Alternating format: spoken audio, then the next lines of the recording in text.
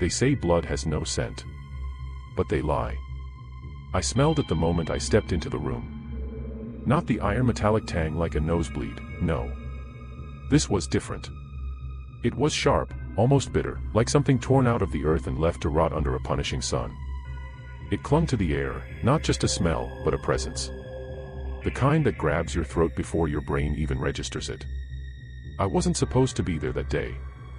I wasn't even supposed to be in Oklahoma City anymore. My transfer papers had cleared, and I had packed up the last of my belongings just the night before. But something, maybe gut, maybe guilt, pulled me back to the station. Just one more check-in. One more scan of the evidence room. A habit. A ritual. A mistake. Room 2C, the cold case archive, was left open. That was the first red flag. The second was the blood. I froze mid-step, one foot still inside the hallway, the other sinking slightly into the linoleum floor stained a deep, syrupy red. My mind tried to deny what my senses already knew. This wasn't an accident. This wasn't leftover from some earlier incident. This was fresh. And then, the third flag, though calling it that feels wrong. Flags don't scream. The sound came from inside the room, a low, strangled moan, not loud enough to be a cry, not quiet enough to be ignored. I reached for my holster out of habit, but all I had was my phone and a worn-out notebook. I stepped forward anyway. That's when I saw the body. Or rather, her. Face down. Blonde hair streaked with blood. One shoe off. A trail of bright red leading to where her hand had tried to crawl away from whatever happened in that room. I didn't know her. At least, not at first. But I knew the badge lying next to her. And that broke something in me. Detective Marla Grace, the one case I had never let go. My old partner. My friend. The only person who ever saw through my quiet, calculated distance. And she was dead. I knelt beside her, breath locked in my lungs, heart thudding like a hammer in a church bell tower. I couldn't feel anything but rage. And confusion. And shame. Marla Grace had been off the force for 2 years. She had disappeared. And I never tried to find her. Now her blood was screaming at me and screaming to remember, screaming to chase, screaming to answer. And God help me, I would. Even if it killed me. I stayed crouched beside her for longer than I should have. No backup. No call. No protocol. Just me, and her, and that god-awful silence. Marla's blood had spread like a map, drying at the edges, thickening near her neck where the real damage had been done, a sharp, clean slice that severed everything worth keeping her alive. Whoever did it fast. Efficient. No signs of struggle. No overturned furniture. Just her body, badge, and that cold, clinical precision. It wasn't murder. It was a message. I finally stood, legs stiff, palms trembling. I took out my phone, and my thumb hovered over the emergency call button. But I didn't press it. Not yet. Instead, I scanned the room. Evidence files were untouched. Nothing stolen. Nothing obvious. Room 2C hadn't been used in months. After my cold case reassignment last year, it had become more of a ghost storage, a dumping ground for unsolvable tragedies. And then I saw it. A sheet of white paper, my name typed in bold, military-grade font, was taped to the inside of the door, barely visible through the glass. Detective Jack Madden. This is your turn. That's when the cold hit. I yanked the paper down and turned it over, blank on the back, no fingerprints, not even a watermark. Clean. Too clean. It was printed by someone who had done this before. I called it in. 10 minutes later, I was outside room 2C, giving statements to uniforms I didn't recognize, watching crime scene techs swarm the place like flies on a carcass. Nobody asked the right questions. Most of them looked at me like I was a suspect. I didn't blame them. Captain Drew finally arrived, clean-shaven, square-jawed, and pissed. Jesus, Jack, he barked as he approached me, pulling me away from the hallway. What the hell happened? I don't know yet, I said. But that's Marla Grace in there. He blinked, confused. That's not possible. You can go in and check for yourself. He did. 2 minutes later, he came out pale. She's been off the radar for over a year. We all thought she moved back east. Retired early. No, I said, jaw clenched. She didn't move.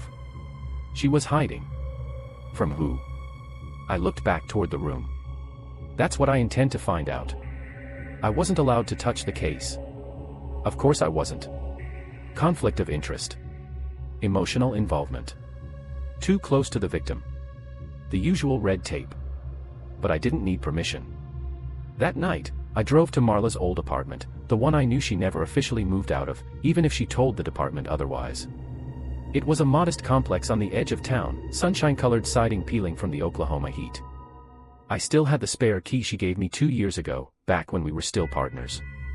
Back when she still trusted me. The apartment was bare. Not abandoned, just paused. A few dishes in the sink. A coat was draped over the armrest.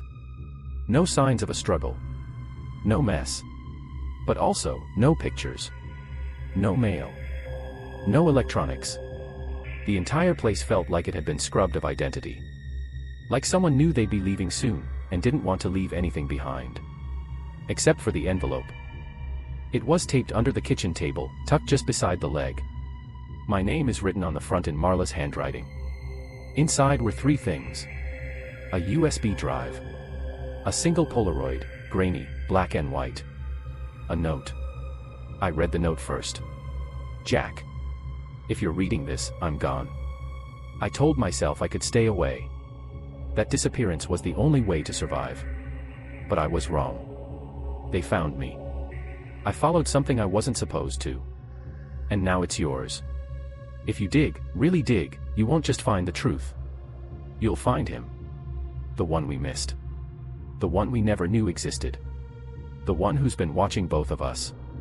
Please don't make the mistake I did. Run if you still can. But if you stay, trust no one. Not even the ones who look cleanest. Especially them. MG. My throat tightened. The Polaroid was of a man, tall, suit-wearing, face partly turned from the camera. I couldn't see much, but there was something off about it. Something familiar. His watch. The cuff of his sleeve. The partial blur of an emblem on the background wall.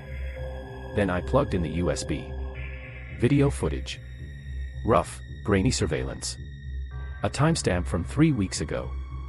And Marla's voice in the background, breathing into the mic. That's him. That's the one pulling the strings. The video showed a warehouse. Some kind of private meeting. The man in the Polaroid walked into frame, followed by 2 others. All suits. One of them turned toward the camera, and my heart stopped. It was Captain Drew. I slammed the laptop shut. Marla was killed the day after that footage was captured. And the man who came out of that warehouse had just been standing beside me at the station, acting like he gave a damn. The rules had just changed. I didn't know if I was being watched.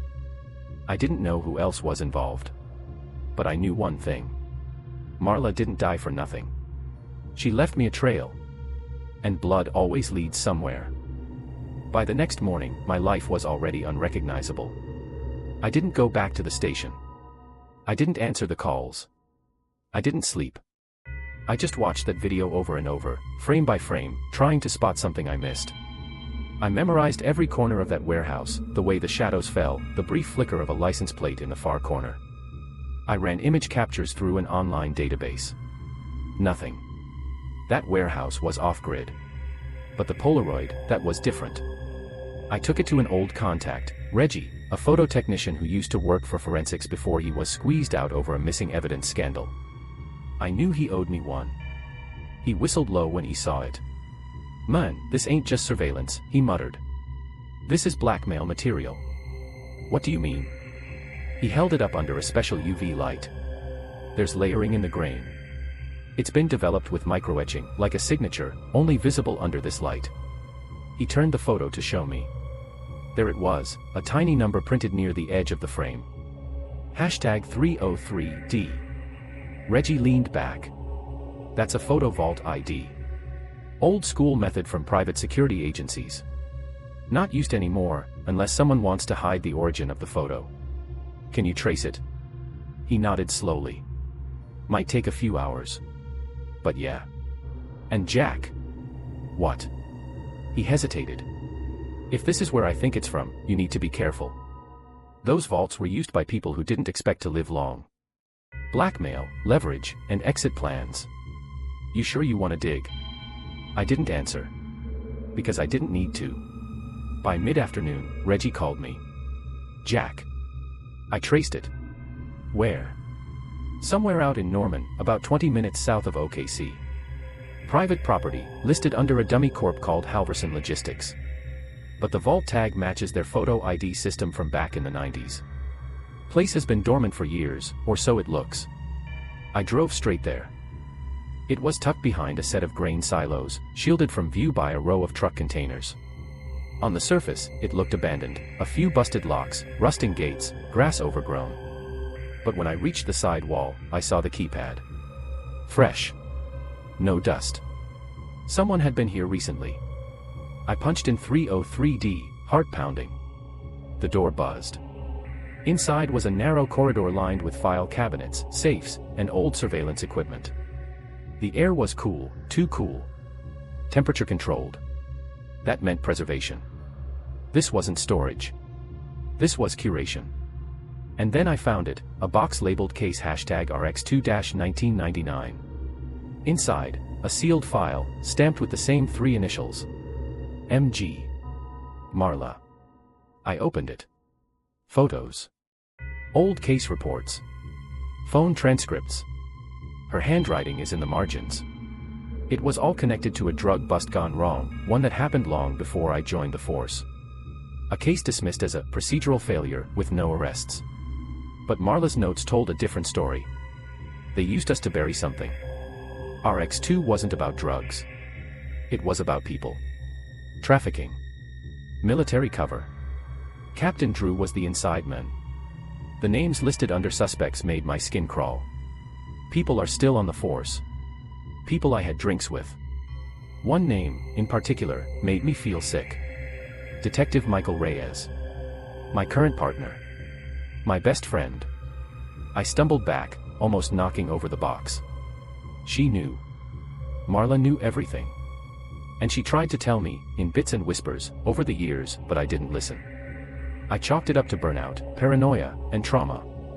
I let her disappear. And now she was dead. I barely heard the footsteps behind me. When I turned, it was too late. Reyes stood at the vault entrance, gun drawn, eyes calm. I figured you'd find your way here, he said softly. You were always too damn stubborn. I raised my hands. Put the gun down, Mike. I can't. He didn't look angry. He looked sad. You weren't supposed to see this. Then why leave the photo? Why let me dig? He took a breath, deep and shaking. Because I didn't kill her. What? I followed her here a week ago. She knew I was watching. She left the photo on purpose, for you. Not for me. She wanted you to see the truth. She wanted you to finish what she started. My voice cracked. Then who did it? Reyes lowered the gun, just an inch. Captain Drew didn't work alone. He never did. There's someone bigger. Someone is feeding him orders. And that someone is running out of patience. The room spun. Mike, I whispered, how deep does this go? He looked at me, with the weariness of a man who hadn't slept in years. Jack, this doesn't end with the department. Or the city. This goes federal. Military contracts. Deep ops. We're just pawns. Then why stay? Because someone has to hold the line. Even if we're losing. I stepped closer. Then help me. Let's finish this together. For a moment, I thought he would. But then he raised the gun again. I'm sorry, he said. They have my sister. If I don't finish this, they'll finish her. My heart shattered in silence. Goodbye, Jack. The shot never came. A sudden crack rang through the vault as Reyes's body jolted forward, a single bullet to the shoulder. He collapsed, screaming. Behind him, gun drawn, stood Reggie. Jesus, he panted. I was worried you'd get yourself killed. I dropped to my knees beside Reyes, pressing into the wound to stop the bleeding. We don't have time, I hissed. We need to move. Where? I looked at the files. At the Polaroid. At the shattered face of someone I called a friend. To the source. To whoever gave the orders. I'm done running. We patched up Reyes in the back of Reggie's van using a first aid kit that smelled like gasoline and old bandages. No hospitals. No questions. Just gauze, morphine, and silence. I should have hated him. But I couldn't. Because the fear in his eyes wasn't for himself, it was for her. His sister, Claire. A name he hadn't spoken in years. The last time I saw her, she was just a teenager with braces, making us sandwiches after a double shift. That was before the department twisted him into someone else. Before he let them use his loyalty like a leash. She's in Amarillo, he whispered, groggy from the painkillers. They said if I kept you off the scent, they'd keep her safe.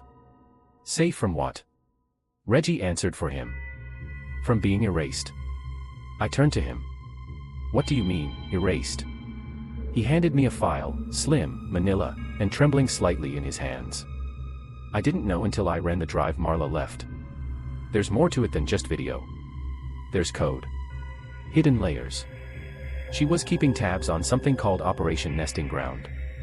I opened the file. Satellite images. Transport logs. Personnel manifests. A long string of encrypted messages with key phrases decoded in Marla's hand. Asset relocation. Biometric conversion. Behavioral erasure. It wasn't just trafficking. It was reprogramming. They weren't just moving people, they were breaking them. Wiping them clean, identities scrubbed, memories overridden, assigned new lives as if they were hard drives. Some were sent into civilian roles. Some into overseas black ops. And others disappeared entirely. Marla had found a pattern. And the pattern led back to one facility. Hidden behind a front company called Asphodel Bioservices, stationed on federal land outside Fort Sill, Oklahoma. I stared at the file. Then at Reyes. She's in there. He nodded weakly. Last they told me, yes. Reggie looked between us. So what's the play? I swallowed hard. We break in. The next morning, the three of us stood on a dirt ridge half a mile from the Asphodel compound. The building was surgical in its design, white exterior, mirror windows, humming silently like a machine that never powered down. No logos. No signage. Just the faint glimmer of security drones drifting lazily across the perimeter. Reggie set up the signal jammers. Reyes, despite the wound, mapped out blind spots. I suited up and borrowed gear from an abandoned state trooper shed Reggie knew a guy for. The plan wasn't perfect. It wasn't even good. But it was fast. We breached the east entrance during a drone rotation lag. Slid down a maintenance shaft. Found ourselves in a corridor lined with soundproofed rooms. It smelled like antiseptic and metal. The walls pulsed with low electronic hums. Lights never flickered. Cameras blinked like watching eyes. I turned to Reyes. Where would they keep her? Underground, he whispered. Level 3. Lab clearance only. We used Reyes' stolen badge. His identity wasn't burned yet. The elevator granted us access. Level 3 was colder. The hum louder. Room 312A. Her name was on the door. Claire Reyes. Inside, I found a bed, a monitor, a heart rate reader, and her. Eyes closed. Breathing slow. Alive, but far away. Claire, I whispered. She didn't move. Reyes dropped to his knees beside her, his voice cracking open. It's me, it's Mikey, I'm here, you're okay, you're okay. She blinked. Slowly. Then smiled. But not at him. At nothing. Her voice was flat. Welcome. I'm Subject 44B. Please state your purpose. Reyes broke. No, he whispered. No, they said she was safe, they said she wasn't altered. I held him. I held him like he was dying. Because in that moment, he was. Reggie moved to the monitors. They wiped her. Not fully, but enough. They're reprogramming her responses. Emotional memory. Identity layers. They're stripping her away. Can we reverse it? I don't know. Maybe if we had days. Weeks. But right now. Right now alarms were blaring. They knew we were here. We barely made it out. Gunfire chased us. Security drones lit the trees up like fireworks. Reggie drove like a man possessed. Reyes didn't speak. He just held Claire's hand, whispering old nursery rhymes, fragments of childhood memories, trying to bring her back. By the time we hit Oklahoma City limits again, it was dusk. We dropped Claire off at a contact Reggie trusted, someone with medical expertise and no ties to the state. Someone who could try to unwind the damage. We didn't have time to rest. Marla's final file held one last location, a warehouse near the airbase. It wasn't just a meeting spot. It was a command hub. One last lead. We stormed it at noon. No stealth. No quiet. Just fire in our veins and blood in our mouths. Inside, it was empty, save for one figure standing at the far end, in full military dress. General Silas Trent. He turned to face us. Older. Hard lines on his face. But unmistakable. The man from the Polaroid. "So," he said calmly, "you're the one Marla couldn't let go." "Why her?" I asked. "She found something meant to stay buried." "You're destroying people." "No," he said. "We're rebuilding them. Stronger. Obedient. Necessary. In a world where enemies hide behind laws and borders, we need soldiers who don't question orders. Who don't remember pain. Who don't disobey." "Claire isn't a soldier," Reyes snapped. "She was a kid." "Collateral," he said coldly. "Acceptable." I raised my gun. "Not anymore." But Trent didn't flinch. He didn't even look afraid. "You can kill me," he said. "But this operation, this system, goes deeper than me. You want to burn it down? You better have gasoline and matches for the whole goddamn country." I pulled the trigger. One shot. Right between the eyes. Trent dropped like a sack of stone. And I didn't feel relief. I didn't feel justice. I felt nothing. Because he was right. This wasn't over. We didn't run. We could have, after killing a high-ranking military officer, after breaking into a federal facility, after exposing a conspiracy that would fracture the foundations of law and trust. We should have run. That's what men like Trent counted on. But we didn't. We stayed. We fought back, not with bullets this time, but with truth. Reggie uploaded the full contents of Marla's drive to 3 places: the press, an international watchdog group, and a dead man switch set to dump everything online if he went silent for more than 48 hours. He called it our insurance policy. Reyes turned himself in the next morning. Walked into the precinct with Claire's medical records, the photos, and a quiet fury in his step. He gave them everything. He told them about the orders. The bribes. The threats. The people inside the department who helped cover up the disappearances. He gave them names. He gave them files. He gave them blood. And for once, it mattered. Captain Drew was arrested 2 days later. Tried to play shocked. Said it was all fabricated. The department said he was being investigated internally. But we knew the moment they walked him out in cuffs, the real game had shifted. He wasn't protected anymore. We thought that was the end. But it wasn't. Claire didn't come back, not fully. She could speak. She could walk. She knew her name. But pieces of her were gone. The memories that made her laugh. The little things, favorite songs, inside jokes, the tilt of her head when she teased Reyes about his bad haircut. All of it, gone. Some days she was better. Others, lost in a fog that stretched for hours. Reyes stayed by her side through all of it. He left the force. Bought a small house on the edge of town. Planted a garden for her, sunflowers, mostly. She liked the color. She didn't know why, but she said it made her feel warm. That was enough. Me. I stayed on. They offered me a promotion. A bigger badge. A clean desk. I turned it down. Instead, I reopened Marla's old files, not the ones connected to RX-2, but the ones she never got to finish. Cold cases. Forgotten kids. Buried pain. The real work. Somehow, that felt like justice. Not headlines. Not handcuffs. Just answers. Quiet, painful, necessary. 1 month later, I visited Marla's grave. It was a clear day. Oklahoma sun pouring down like judgment. The headstone was simple. Clean. Her name carved with no fanfare. I brought coffee, black, no sugar, just how she liked it. Sat down beside her and told her everything. About Claire. About Reyes. About the files we burned, and the ones we saved. About the war we couldn't win, but chose to fight anyway. And then I told her something else. I know now why you ran. My voice cracked. The breeze didn't. You weren't scared. You were alone. You felt alone. And I let you feel that. I reached into my coat and pulled out her badge, the one they found beside her, soaked in blood but still whole. I placed it on the dirt.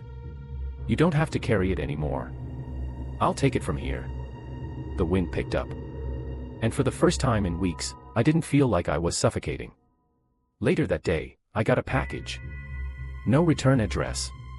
Just my name, in a scrawl I didn't recognize. Inside, one photo.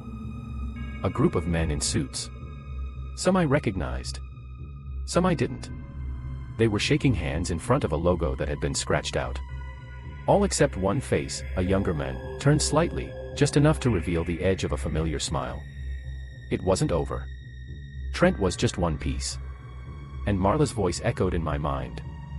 If you dig, really dig, you won't just find the truth. You'll find him. I turned the photo over. One word. Philadelphia. I didn't sleep that night. Instead, I packed a bag. Burned the rest. The scent of blood never really leaves you. But if you follow it long enough, if you don't blink when it screams, if you're willing to lose everything for a piece of the truth, you just might find the rot that started it all. And maybe, if you're lucky, you can cut it out. End.